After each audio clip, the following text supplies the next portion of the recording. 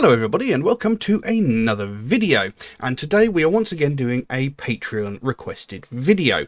This once again comes from Bladed Thesis, since he is my only patron. You know, after 4 or 5 years of doing this, I only have the one, and he's the only person who's actually requested videos through Patreon. You know, because if you make a request, if you become a patron and you make a request, you can get your request jumped to the front of the queue. But anyway, that's not the point. When he messaged me asking for to look at a video, I looked at the band I Prevail last month. He actually gave me a list of bands and songs that he wanted me to look at, and one of the bands was Ice 9 Kills, which is who I'm going to look at today. Now, I've heard of the band, I've heard a bit of buzz about them as well. Apparently they're quite a popular band, but I've never actually knowingly heard any of their music. So that's what we're going to do today.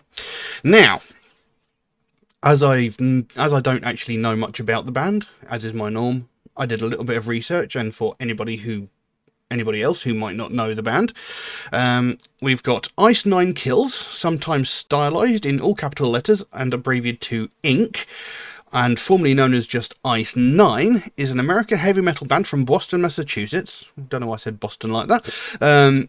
Who are signed to Fearless Records. Best known for its horror-inspired lyrics, Ice 9 Kills formed in its earliest incarnation in 2000 by high school friends Spencer Charnas and Jeremy Schwartz. Charnas is currently the only remaining founder member. So, you know that... Well, I was going to say they haven't been around for that long. You know, they were founded by high school friends in 2000. High school friends in 2000. God, I am so old. Anyway, Ice 9 Kills has released 3 EPs along with 6 full-length studio albums. Last Chance to Make Amends, Safe is Just a Shadow, The Predator Becomes the Prey, Every Trick in the Book, which peaked at number 122 on the US Billboard 200, The Silver Scream, which peaked at number 29, and their latest, Silver Scream 2, Welcome to Horrorwood, which peaked at number 18. The band name is derived from the fictional substance Ice 9 from the novel Cat's Cradle by Kurt Vonnegut. I'm not sure what that is. The substance Ice 9. Let's have a look. It doesn't say. Anyway, there we go. So it doesn't mention what kind of music they are. It just mentions they are a heavy metal band. So I have no idea what to expect going into this. Is it? Well, it says horrorcore, doesn't it? Oh, it said horror themed. Was it horrorcore? No, they just said horror themed lyrics. It hasn't actually specified the kind of music that it is, so I have no idea. Now we're going to be looking at a track called Stabbing in the Dark. Nice jolly title going on there. And yeah, I have lyrics here. They come directly from underneath the video on YouTube, which I will also link in the description below as usual. So yeah, the lyrics should in theory be accurate. Now this is quite a long song. It's about 8 or so minutes. So yeah, we'll just jump into the track and see what we've got. So Stabbing in the Dark by Ice 9 Kills. Let's have a look.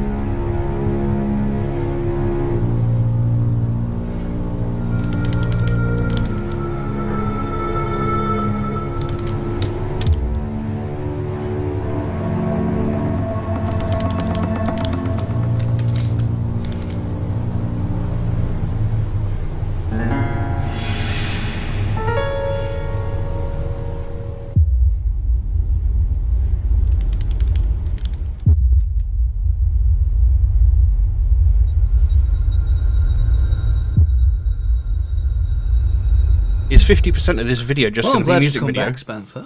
Well, the nightmares don't appear to be going anywhere anytime soon, Doctor. I'm sure. In your last session, you seemed reticent to delve into the memories of your childhood. I just feel like that if we can probe those childhood memories, it may help us get to the root cause of the problem, as opposed to just regurgitating the same old new nightmares. It's funny that you say that because my most recent nightmares have been about myself as a child. And you're sure it was a dream and not a memory? Well, that's what was so strange about it. I'm dreaming about myself as a child, but also as a spectator, sort of watching the story unfold from the outside. Well, that can be common in childhood recollections. I mean, if we are told something happened to us and don't quite remember it. So I'm a little boy, and I've got a babysitter, and she looks very much like your colleague, Dr. Stonebridge. My parents are out of town, and she invites her friends over, and they bring booze and drugs, and they invite guys over. But the guys that come over are the guys from my band. And one of them has a girlfriend that looks just like your receptionist, Karen. And I just remember being so nervous that my parents are going to come home and that everyone's going to get into trouble. Trouble with your parents, though. It's not exactly the kind of grisly stuff your nightmares are normally made of, now is it? Well, if only it were trouble with just parents. I didn't tell you about the Shadow Man. In calculated silence, captivated by the violence I replay 15 years ago today. Oh, an evil evolution will bring a feeble institution to its knees. Oh, doctor, can't you see that when the hands of fate from the midnight hour behind this mask of hate are down the devil's power? These are the devil's powers!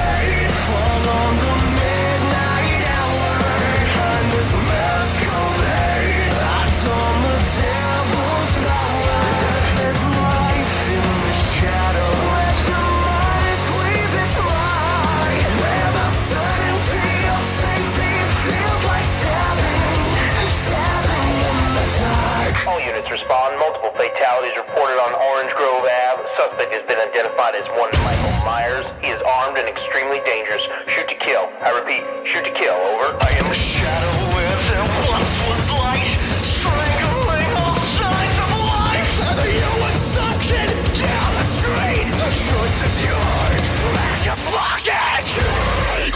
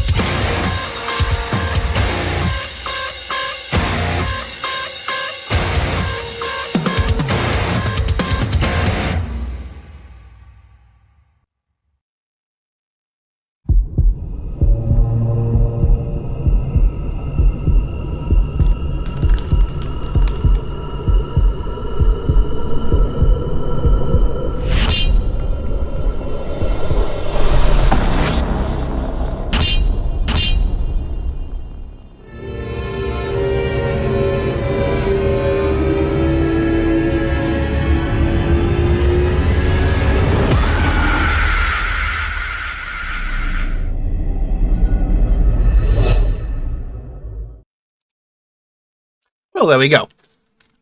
Stabbing in the Dark by Ice 9 Kills. Now, what can I say about that? Interesting, to say the least.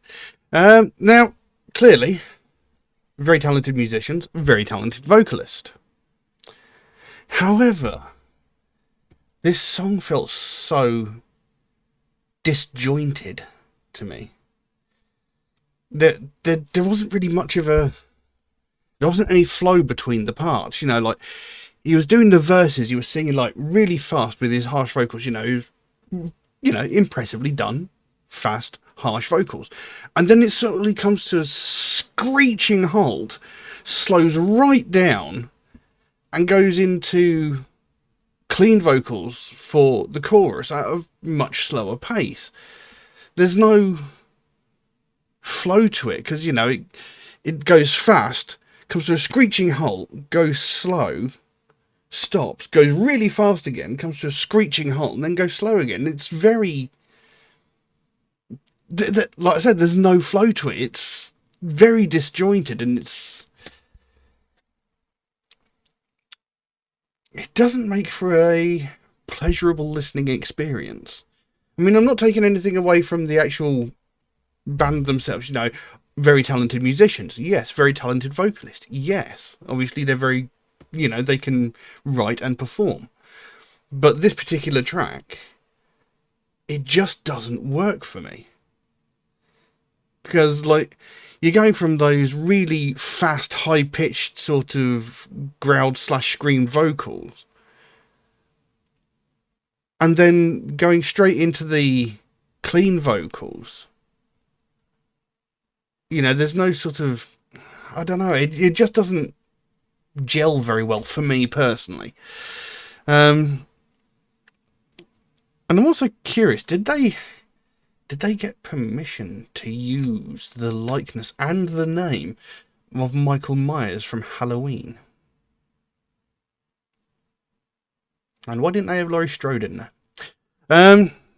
The video, I can also say, right at the beginning, was not really my thing. I have this really weird thing about eyes, and, you know, seeing that whole thing, just, no, thank you. But, you know, I mean, the video itself was pretty decent. You know, it had the sort of classic sort of slasher horror flick thing going on, and then, of course, the live footage of the band performing, you know, and, you know, the video was very well made. The music was well performed. The vocals were well performed, but the overall execution of the song I wasn't overly fond of. Now, obviously, I don't think there's actually much of a story that I can explain with this. I mean, the actual start of the song was pretty much a mini movie in itself, which kind of explained a little bit going on there. And right at the end, you know, there's that doctor. What was with the doctor? His voice, his accent sounded like he was a British man with a very affected Boston accent. Is that guy actually from Boston? I don't know. His accent just sounded very odd to me. But anyway, I'm not an expert in American or Boston accent. Well, I know Boston's in America, obviously. I'm not an expert on American accents, but I don't know. His accent just sounded very weird. Like I said, it sounded like an Englishman putting on an affected Boston accent. Anyway, you know, at the end, he's looking at that sort of newspaper clipping of the little boy saying, "Boy, age 7, survives bloodbath." You know, I'm assuming that little boy is the singer of the band who he was talking to at the beginning. Excuse me. So, you know, there's that element to it. So this little boy watched Michael Myers kill this typical group of teenagers who just want to go to a cabin and make out and do stuff. You know, typical plot food for like 80s and 90s horror slasher films, and actually a lot of more recent horror films. I remember I worked in Blockbuster video store for 11 years, and there was one time I got a delivery of films, and I got 3 horror films, three different titled horror films from 3 different studios, like Universal, Warner Brothers, and there was another one who I can't remember. You know, got 3 different movie titles from 3 different studios. And, you know, whilst I was unpacking them and getting them ready for rental, I read the back of each one, as I normally do. All 3 of them had exactly the same plot. The actual wording on the back of the box was almost identical for every single one of them. It just goes to show how cut and paste horror movies are. That's why I don't watch horror movies. It's not because I don't like them, it's because there's nothing original. You know, the last original horror film I think I watched was Cabin in the Woods. And that one had an interesting twist to it. Give me good old Hammer horrors any day. But anyway, I'm wandering off track. Like I said, the video was basically the plot of any classic slasher horror flick. You know, Michael Myers going around killing teenagers who are doing naughty naughties. And, yeah. And that seems to be pretty much what the actual song itself is about.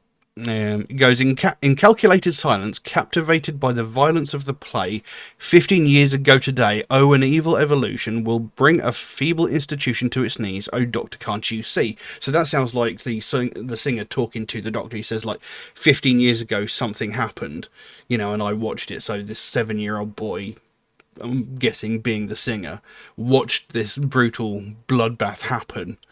And eventually he joined in and killed that girl right at the end. You know, so he watched this whole thing happen, and that's probably what mentally scarred him, and yada, yada, yada. So, that when the hands of fate fall on the midnight hour, behind the mask of hate, I don the devil's power. So, when it hits midnight, you know, behind this mask of hate, you know, I don the devil's power, so I go out and start doing evil things. And this is another misconception. The devil isn't actually evil. He's not a bad person at all. In fact, if you go by the Holy Writ, he killed less than 1% of the people that God did. God killed like 10 million people. Satan killed 10. Anyway, you know, everybody seems to think the devil is an evil entity. He's not. He's a free thinker. That's the difference. These are the devil's eyes, and the devil's eyes go. And, you know, that first bit of the song, was the actual way that he sung that, it sounded really good. You know, his voice was really, really good. It was very well performed. I really liked it. And then it comes into the harsher sort of metalcore / horrorcore, if you want to call it that, vocals. Try that again. A former portrait of perfection, painted without plight. Now Haddonfield's my battlefield, your kids won't make it home tonight. With a madness void of reason, I kill with every strike. I'll haunt you day after day, knife after knife, day after day, knife after knife, taking life after life. Now I like the way they've used knife after knife instead of night after night. I quite like that. That's quite clever. So Haddonfield, is that where Halloween's based? I don't know. It's been a very long time since I watched them. A long time ago. I say them. I watched, I think, the first one, and I've never watched a single one since because, you know, horror movies don't interest me. So yeah, it is like your kids won't make it home tonight with a madness void of reason. So, you know, there's no logical reason behind him murdering people. You know, he just does it purely for the enjoyment of it, probably. You know, he just goes around stabbing people. You know, I kill with every strike. I'll haunt you day after day, knife after knife, yada yada yada, taking life after life. So I'm just going to go on a killing spree for no real reason whatsoever, except for shits and giggles. When the hands of fate fall on the midnight hour, behind this mask of hate I don the devil's power. If there's life in their shadows, let the knife leave its mark, when the certainty of safety feels like stabbing in the dark. And this is where the chorus came in. This is where the music sort of came to a screeching halt and like dropped a bit and went into the clean vocals. You know, this is where it sort of really slowed down. You know, it went really, really fast, came to a screeching halt, and went really, really slow with clean vocals. And like I say, the actual performance of the vocals and the music was still good. It just didn't gel very well.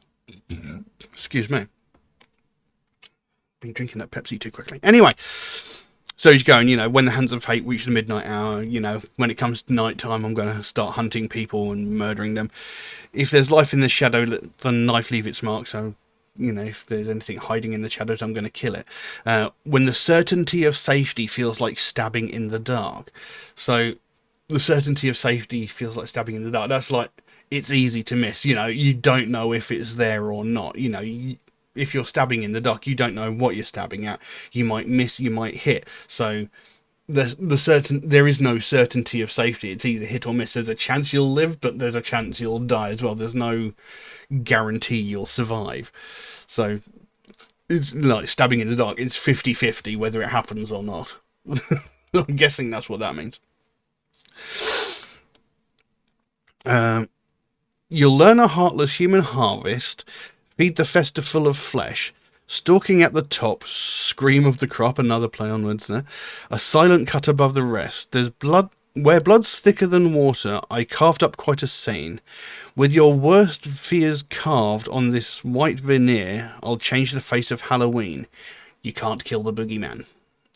Now, when he actually said that line, you can't kill the boogeyman, I like the way it was performed. It was a really nice sort of almost subtext to the rest of the verse, you know, because it's like one line longer than the previous verse, just because he's stuck on that, you can't kill the boogeyman. So again, he's going like a heartless human harvest, again, just going around mindlessly killing, feeds this festival of flesh. So, you know, yeah, you know, stalking at the top, scream of the crop. I like that, scream of the crop. A cut above the rest, you know, I'll carve up quite a scene, you know, basically I'm just going to murder lots of people, you know, there's no deep meaning behind it. Then it goes back into that, you know, then it comes screeching to a halt again, goes back into that chorus. When the hands of fate fall on the midnight hour, behind this mask of hate I don the devil's power. If there's life in the shadows, let the knife leave its mark. When the certainty of safety feels like stabbing in the dark. Then it goes into, well, a sort of police radio thing. It says, all units respond. Multiple fatalities reported on Orange Grove Avenue. Suspect has been identified as one Michael Myers. He is armed and extremely dangerous. Shoot to kill. I repeat, shoot to kill. So again, you know, Michael Myers, you know, it's a trade, as far as I know, it's a trademarked character, isn't it? So did they have to get special permission to do this? Or has it been around so long that it's become public domain? I don't know. I mean, to use his likeness in the video as well, I mean, even though they had the 9 drawn on the forehead of the mask, does it count? I don't know. Who knows? I'm a shadow where there once was light, strangling all signs of life. It's either you or some kid down the street. The choice is yours, trick or fucking treat. So I'm basically the encroaching darkness. I'm a shadow that's following you around. You know, I will be your destruction, strangling all signs of life. You know, basically killing everything that gets in his way. And it's either you or some kid down the street. So, you know, make a choice. I can either kill you or I can kill some fucker else. But eventually I'm going to come for you anyway.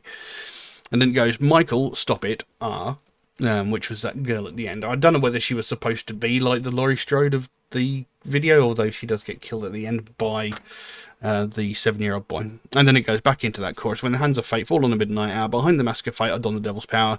If there's life in the shadows, let the knife leave its mark. When the certainty of safety feels like stabbing in the dark. Ba-boom. And that's that. So, yeah, like I said, the actual performance, you know, the vocal performances in both kinds of sections, you know, the clean and the harsh vocals, are very, very good. You know, credit where it's due. The musical performance, again, very, very good. It's just the song just feels too disjointed. There's no sort of flow to it, you know. It's very jarring for me personally. But, you know, I mean, I don't hate it. I would still, you know, I'd happily listen to it if it was put on.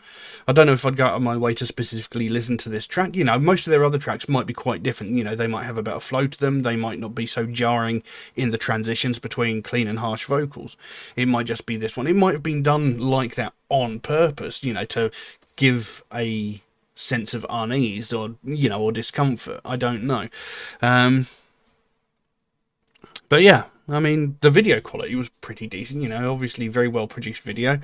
So yeah, I don't know what else I can say on that. Yeah, it's an interesting idea for the lyrics, you know, to base it round an established horror story and then sort of insert yourself into it, you know. It's quite an interesting little idea. But yeah, don't know what else I can say on that, so I'll leave that as it is.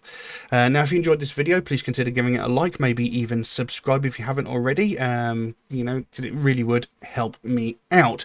You know, I spend quite a lot of time making these videos, I put a lot of effort into them, and I upload them, and they just sort of disappear because, you know, they're not getting recommended to people because people aren't liking and subscribing the videos.